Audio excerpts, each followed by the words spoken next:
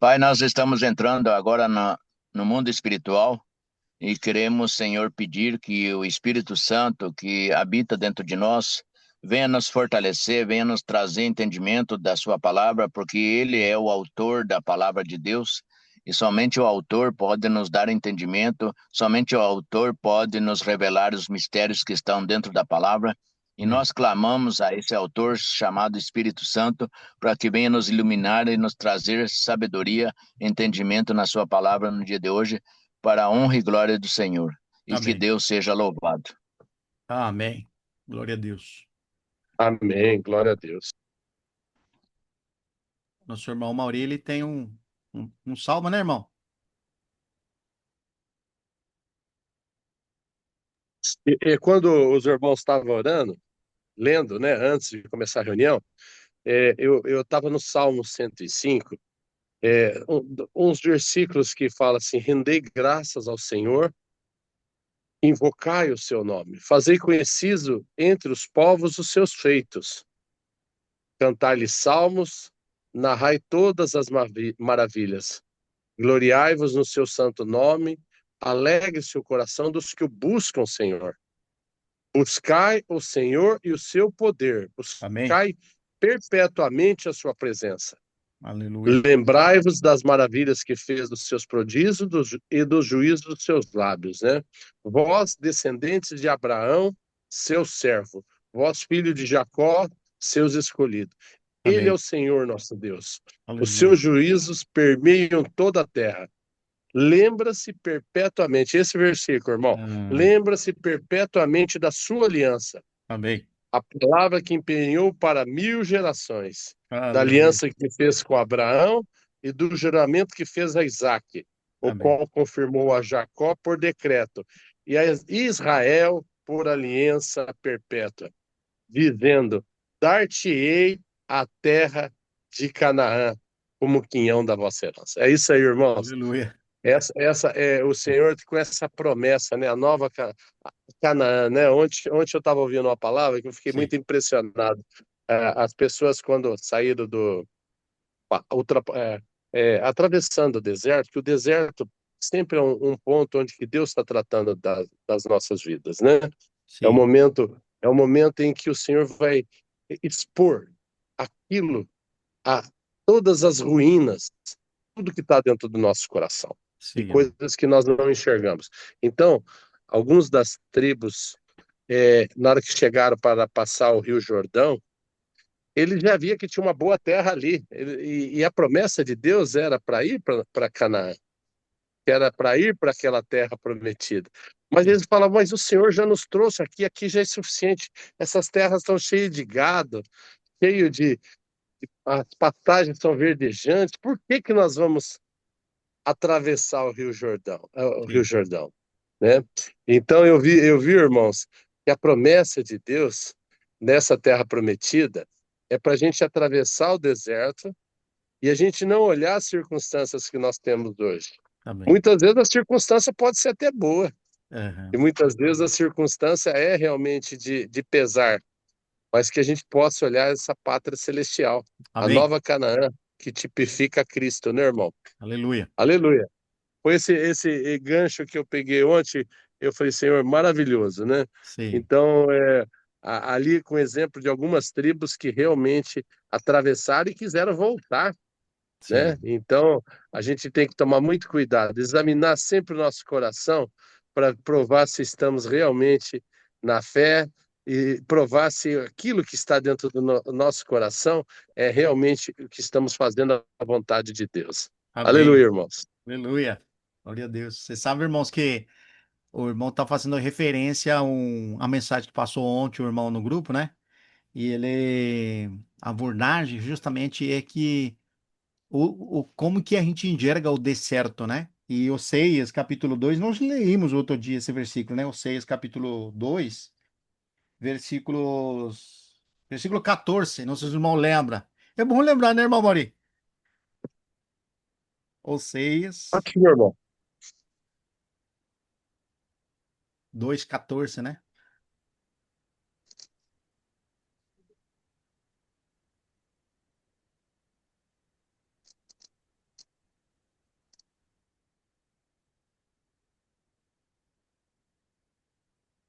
Tá fechado, né?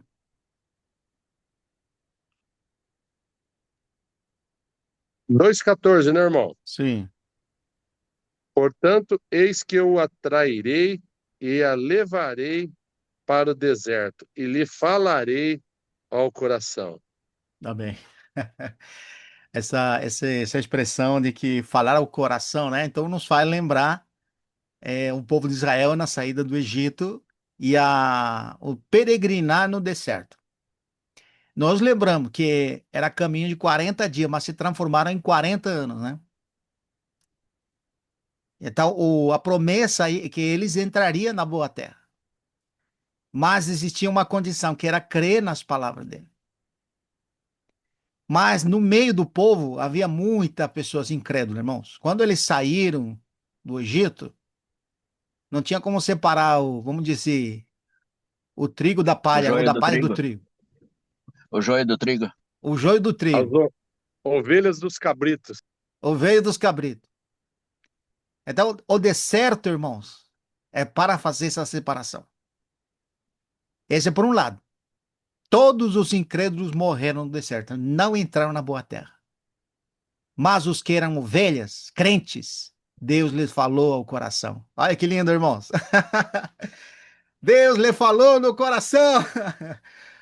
No deserto, irmãos, pode ser muito bravo o negócio, né?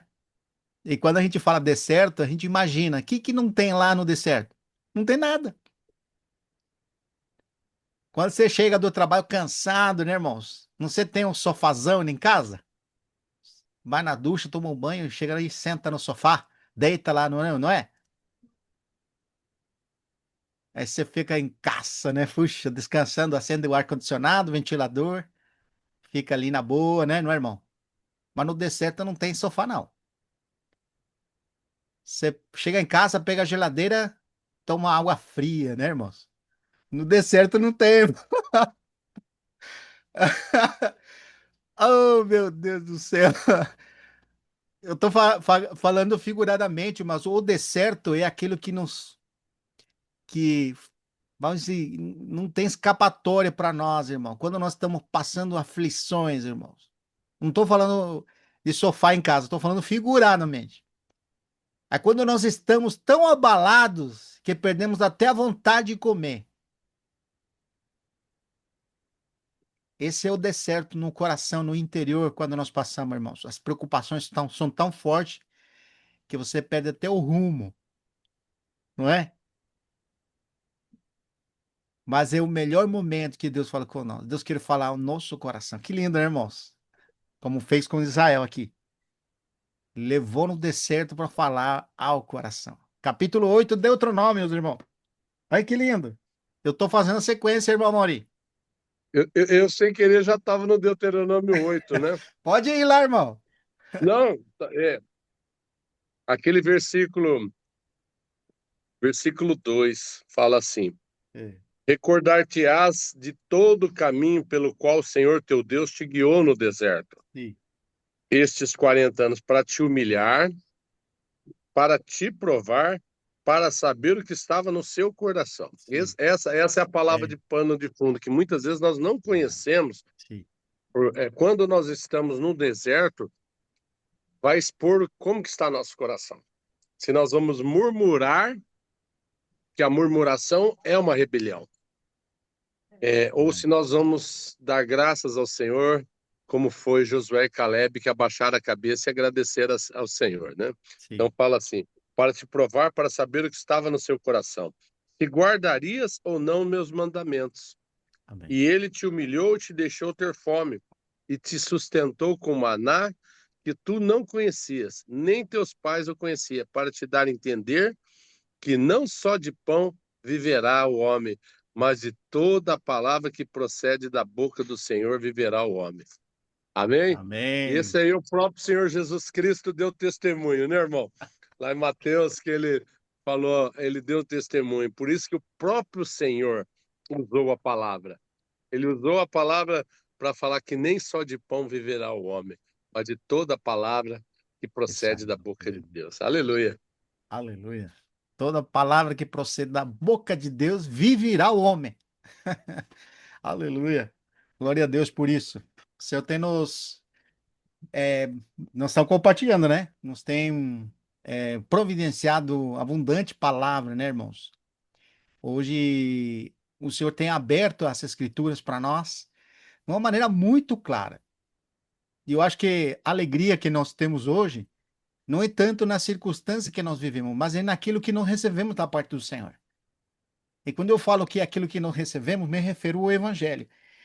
Ontem, um irmão perguntou para mim que diferença tinha entre o Evangelho de Deus e o Evangelho de Cristo. E eu fui nessas escrituras para levar nesse caminho, né? Olha lá Romanos 1, por favor, irmãos.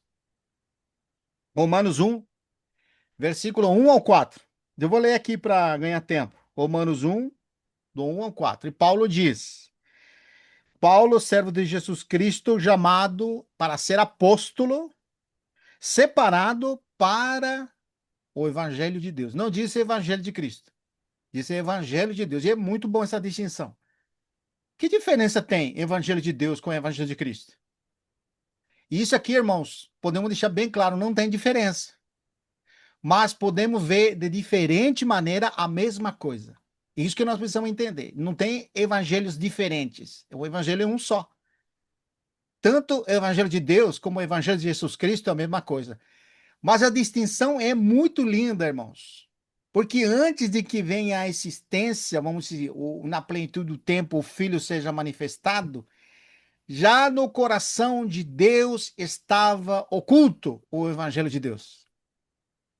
O evangelho de Deus, que diz aqui, versículo 2, o qual por Deus outrora prometido por intermédio de seus profetas, sabe onde, irmãos? Nas Sagradas Escrituras. Então, olha só, através dos profetas já foi prometido esse evangelho, irmãos. Nas Escrituras, olha como diz o versículo 3, com respeito, aí vem, irmãos, com respeito ao seu filho, o qual, segundo a carne, veio a descendência de Davi. Na plenitude do tempo, quando chegou o momento, Deus enviou seu filho, nascido de mulher, nascido sobre a lei, para resgatar aqueles que estavam sobre a lei. Olha só aqui, irmão, escravos da lei. Olha como que impressionante. Versículo 4. E foi designado filho de Deus com poder, segundo o Espírito de Santidade, pela ressurreição dos mortos, a saber, Jesus Cristo, nosso Senhor. Aleluia. Você sabe que quando a gente fala do Evangelho de Deus, não pode esquecer que isso estava oculto. Ó, irmãos, Deus já tinha um povo, Deus já tinha mandado profetas, Deus já tinha mandado a lei, tinha feito promessas, mas estava oculto para os homens. Capítulo 16 de Romanos, olha que lindo, irmãos. Romanos 16, versículo 25 e 26.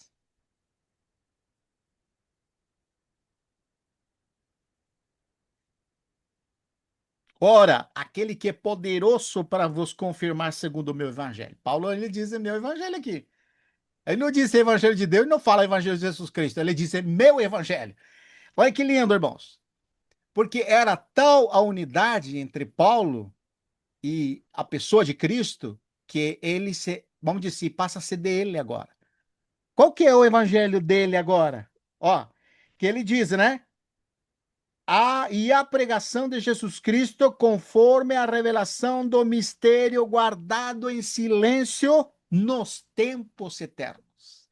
O evangelho de Jesus Cristo, o evangelho de Deus, estava oculto, irmãos. Desde os mistérios eternos. Mas onde que estava oculto, irmãos? E quando eu fui examinar aqui mistério, sabe o que significa em grego mistério? Mudo. Estava Fechou em a boca. Cristo. É? Estava em Cristo. Não, mistério, a palavra mistério em grego, irmão. A palavra em si, né? Por exemplo, quando você vai. Já escutou o mistério das Bermudas, o Triângulo das Bermudas, não é um mistério lá? A palavra mistério é mudo, está oculto. Isso significa mudo. Não abre a boca.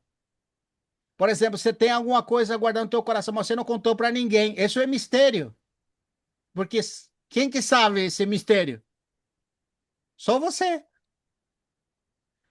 Aonde que estava escondido nos tempos eternos o mistério de Deus?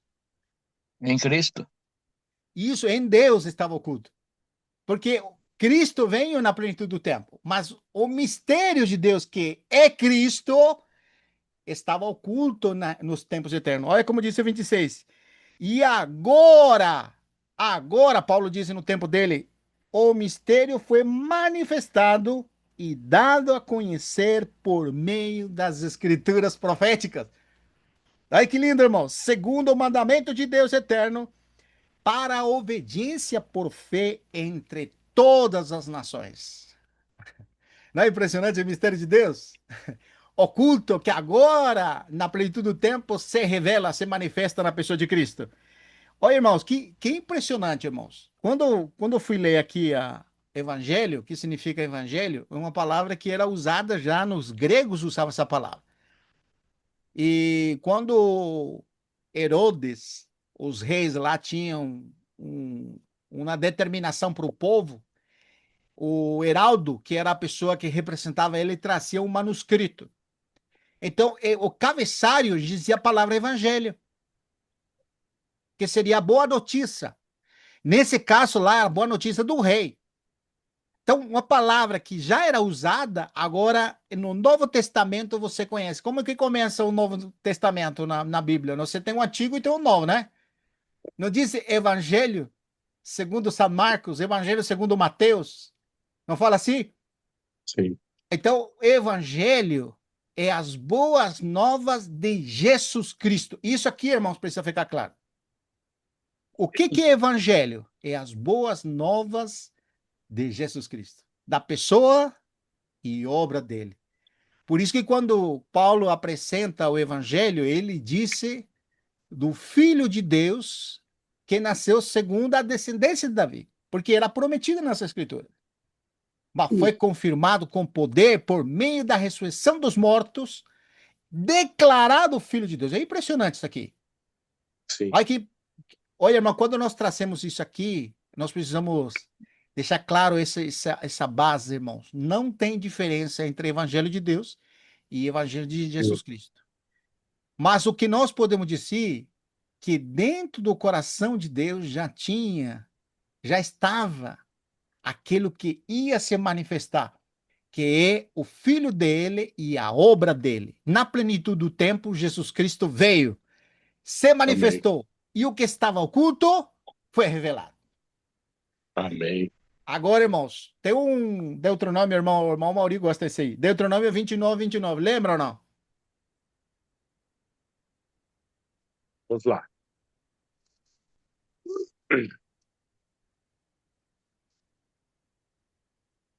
29 a 29. 29. Oh, maravilha, irmão. As coisas encobertas pertencem ao Senhor, nosso Deus. Porém, as reveladas nos pertencem a nós e aos nossos filhos para sempre, para que cumpramos toda a palavra dessa lei. Amém. Glória a Deus. Podemos dizer que as coisas encobertas no passado eram o evangelho, mas as reveladas agora na plenitude do tempo pertencem a quem agora? A nós. Então, Deus se deu a conhecer, revelou o seu mistério, e Paulo agora como alguém que vai trazer esse mistério para os gentios e vai revelar, ele diz, irmãos, abertamente, Efésios capítulo 2, olha que lindo, irmãos, isso aqui precisa gravar no seu coração, Efésios capítulo 2, versículo 21, versículo 20. Edificado sobre o fundamento dos apóstolos e profetas, sendo ele mesmo, Cristo Jesus, Amém, Cortou, aleluia. cortou, irmão. Sendo, deu para ouvir ou quer que repita? Repete, irmão, por favor. Pode ser internet um pouquinho. É, vou ler o 19. Assim já não sois estrangeiros e peregrinos, mas concidadãos dos santos, e sois da família de Deus, edificados sobre o fundamento dos apóstolos e profetas, tendo ele mesmo Cristo Jesus a pedra angular. Amém. Glória a Deus. Um pouquinho Amém. mais antes, ele vai falar assim, ó, versículo 13, capítulo 2, versículo 13. Mas agora, esse mistério oculto, em Cristo Jesus, vós que estavais longe, fostes aproximados por meio do sangue de Cristo. Olha aqui, irmão, como está sendo revelado o mistério de Deus. Amém. Porque ele é a nossa paz, o qual de ambos, e aqui é gentios e judeus, judeus e gentios, fez um, e tendo derribado a parede de separação que estava no meio da inimizade, aboliu na sua carne a lei dos mandamentos, na forma de ordenanças, para que dos dois criassem em si mesmo um novo, fazendo a paz. Olha, irmãos, vai Amém. sendo construído, irmãos, o que foi revelado, esse mistério, ou esse evangelho de Deus, o evangelho de Cristo, é que nós, sendo inimigo de Deus, agora, por meio de Jesus Cristo, fomos aproximados a eles. E por meio da carne dele, a inimizade dos mandamentos, avoliou em si mesmo para nos reconciliar com Deus, fazendo a paz. Isso, irmãos, Amém. é o evangelho. Agora, olha como que vai ver o desdobramento. 1 Tessalonicenses, capítulo 2, versículo 2. 1 Tessalonicenses, capítulo 2, versículo 2.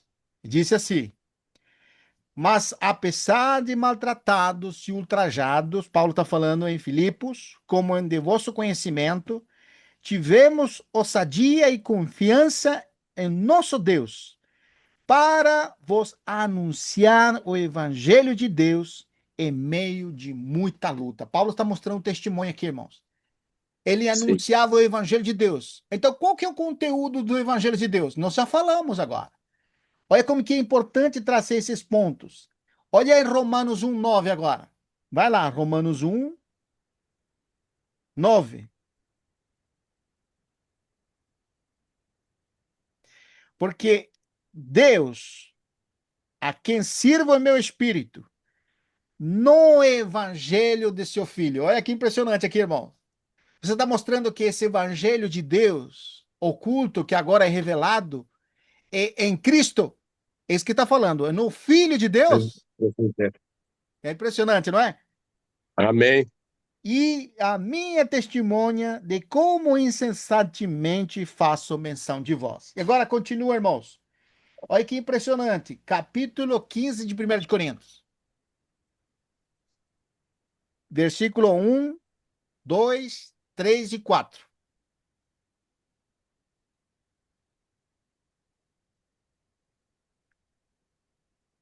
Paulo faz menção. Irmão, Pode falar, irmão. é, Pode ler. irmãos, venho lembrar-vos o evangelho que vos anunciei, o qual recebestes e no qual ainda perseverais. Por ele também sois salvos, se retiverdes a palavra tal como vou-la preguei, a menos que tenhais crido em vão. Antes de tudo vos entreguei, o que também recebi, que Cristo morreu pelos nossos pecados, segundo as Escrituras. E foi Amém. sepultado e ressuscitou ao terceiro dia, segundo as Escrituras. Aleluia. Então, segundo as Escrituras, o mistério de Deus que agora foi revelado, mostra que é no Filho de Deus, que na Amém. plenitude do tempo ele nasceu da mulher, nasceu sobre a lei, para que por meio de sua morte, irmãos, e ressurreição, resgatasse a todo aquele que estava debaixo da escravidão. E não somente judeus, irmão, mas também gentios. Como disse Efésios 2:18, de ambos ele fez um só povo, um só, vamos dizer assim, um só homem no espírito. Então, o que Deus fez, o que Jesus realizou, que é a mesma coisa que o evangelho, é nos aproximar a dele. Por um lado, como disse aqui, morreu pelos nossos pecados. Então, é justo dizer, irmãos, que o evangelho veio solucionar o problema do pecado.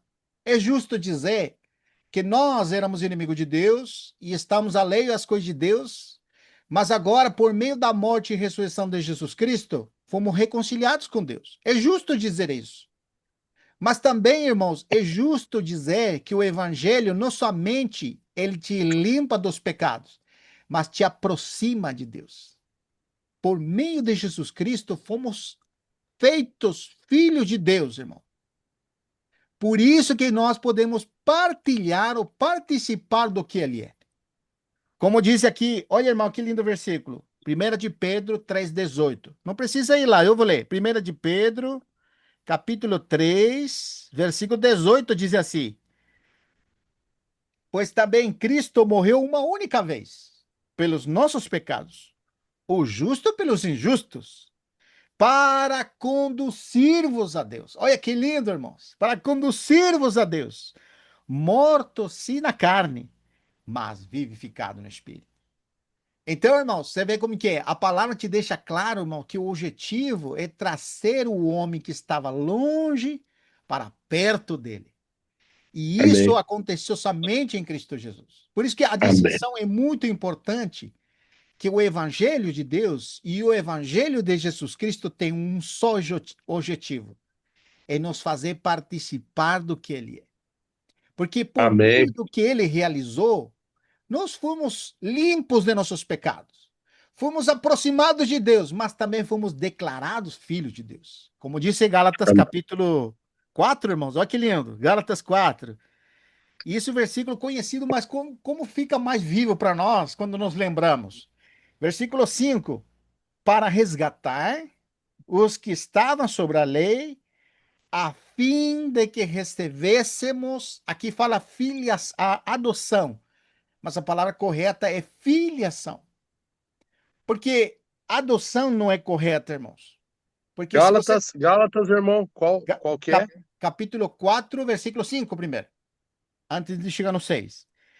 Para resgatar o que estava sobre a lei, a fim de que recebêssemos.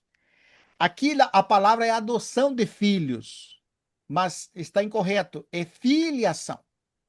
Porque a adoção de filhos é como dizia assim, que você pegou o filho de outro e adotou para si mesmo. Não é assim no aspecto Sim, literal? Você não consegue ter filho e vai e adota um filho e diz assim, a partir de hoje ele é meu filho. Mas ele não participa do que você é. Ele simplesmente agora é filho. Não.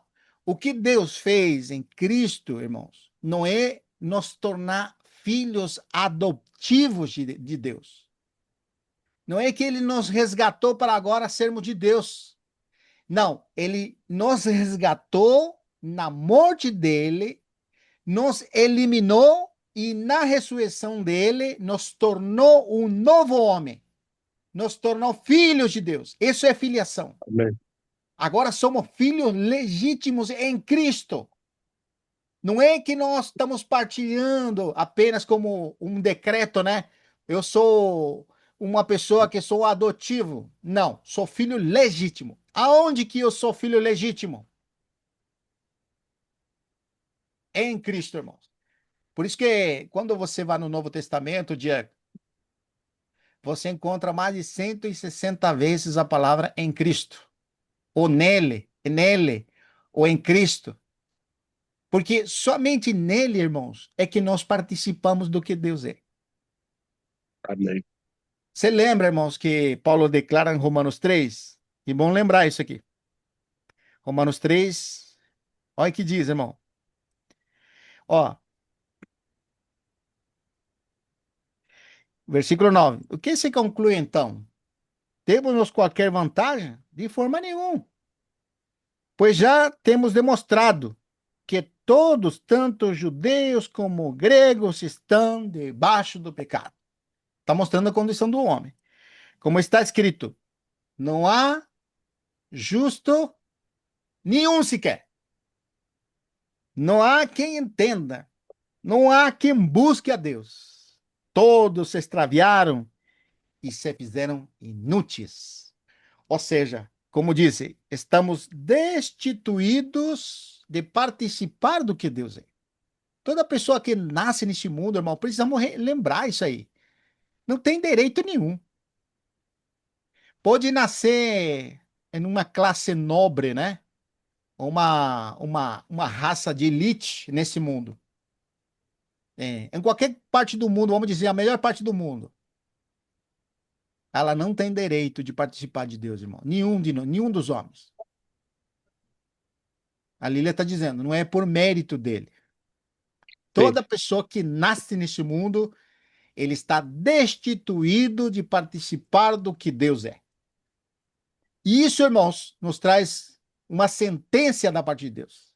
Quando Deus diz que não há um justo sequer, você pode procurar, não vai achar. Não tem. Um homem que nasce nesse mundo não tem justiça. Só tem pecado. Portanto, está sobre esse homem a ira de Deus. Agora bem, olha como diz aqui, no mesmo capítulo, irmão. Ó, versículo 21. Mas, olha, irmãos, mas agora sim lei se manifestou a justiça de Deus, testemunhada pela lei e pelos profetas. Justiça de Deus, mediante a fé em Jesus Cristo, amém, para amém. todos e sobre todos os que creem, porque agora não há distinção, pois todos pecaram e Todo carecem pecado. da glória de Deus, sendo justificados gratuitamente por sua graça, mediante a redenção que está em Cristo Jesus, a quem Deus propôs no seu sangue como propiciação mediante a fé, para manifestar a sua justiça, por Deus ter, na sua tolerância, deixado impune os pecados anteriormente cometidos. Tendo em vista, olha, irmãos, por que Deus fez isso? Tolerou o homem que é pecador. Não havia nenhum homem justo, mas ele tolerou e tolerou. Por quê? Porque Deus tinha em vista a manifestação de sua justiça no tempo presente. Como ele diz, na plenitude do tempo. Porque agora, irmãos, se manifestou a justiça de Deus sem lei. Em Cristo Jesus, Deus manifestou a sua justiça. É isso aqui para ele mesmo ser justo e o justificador daquele que tem fé em Jesus. 27. Onde, pois, está a jactância? Jactância foi de todo excluída. Por quê? Porque lei das obras? Não. Pelo contrário, pela lei da fé. Ou seja, onde está a jactância do homem que ele cumpre a lei, as obras da lei? Não tem. Nenhum conseguiu cumprir. Mas onde que está a jactância, então? Na lei da fé. Ele usa essa expressão, pela lei da fé. Amém, Olha só que impressionante, irmãos. Porque quando você crê na justiça que Deus estabeleceu, que é Cristo, você passa a ter essa justiça. E amém, não é uma obra tua. E por que nós estamos falando disso? Porque esse é o evangelho de Deus, irmãos. Esse é o evangelho amém, de Cristo, irmãos. É amém. nos tornar justos. Nós não merecíamos. E em Romanos 4, Paulo ele tenta descrever essa graça ou essa justiça imerecida, dizendo assim: um trabalhador disse é merecedor do quê? Não é merecedor do salário, ele trabalhou 30 dias, né? Então, quando você chega a 30 dias do teu trabalho, o dono da empresa te dá um envelope, não sei como que é agora, um Pix, né? Vai para tua conta. Aí você olha para aquele dinheiro que entrou e você fala assim: puxa, que bonzinho que meu patrão. Não, você trabalhou. É teu salário. Mas que não trabalha, olha que isso aqui é impressionante. E recebe o salário, irmão. Então não é lei, aí é graça. É Isso é a graça. graça de Deus, irmão.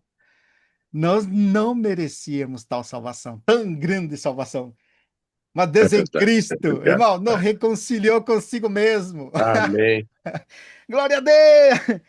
Olha, irmãos, amém. versículo 31. Anulamos, pois, a lei da fé? Não, de maneira nenhuma. Antes confirmamos pela lei. Olha que impressionante, irmão. Por isso que capítulo 4 ele começa no versículo 16 de Romanos. Voltando à página ali, né? Olha o que diz. Essa é a razão que provém da fé. Essa é a razão que provém da fé. Para que seja segundo a graça. Porque quando é a fé, irmãos, você primeiro diz assim, eu não mereço. Por que diz que é fé? Porque você vê que é Deus que realizou. Por Deus meio de realiza. Cristo. Esse é o Amém. evangelho. Então, como é que passa a ser tu, irmãos? Quando você crê. Isso é graça. É a ação de Deus fazendo. Deus Amém. realizou. Obrigado. Você, irmãos, nós não merecíamos, mas agora fomos feitos, declarados filhos de Deus. Amém. Legítimos filhos de Deus em Cristo. E como diz em Romanos, olha que lindo, irmão. Romanos, vamos lá, capítulo 8. Tem muitos versículos, mas não vai dar como falar tudo, né? Mas são aqueles versículos que queimam no coração. Versículo 17. Ora, se somos filhos. Olha, irmãos. Agora, irmãos, eu sou filho porque não mereço. Eu não merecia, mas em Cristo fui reconciliado com Deus, meus pecados foram pagos e fui declarado filho de Deus pela fé em Jesus Cristo. E se somos filhos, somos também herdeiros. Deus. Herdeiros de Deus.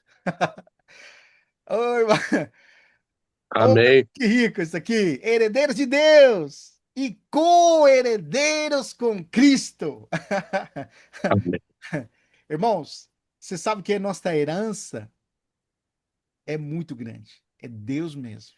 Ele é a nossa herança, irmãos. Amém. Aleluia. É participar do que ele é, irmão. Que lindo, irmão. Aleluia, irmão. Nós temos agora só, como dizer assim, nós estamos participando do Espírito como um dom, é como uma garantia, porque ainda não recebemos o que haveremos de ser.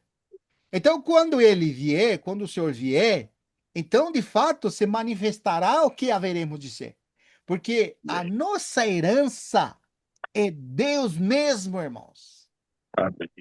Hoje, pela fé, nós já temos a garantia, nós já temos o Espírito, mas naquele dia se manifestará plenamente o que haveremos de ser.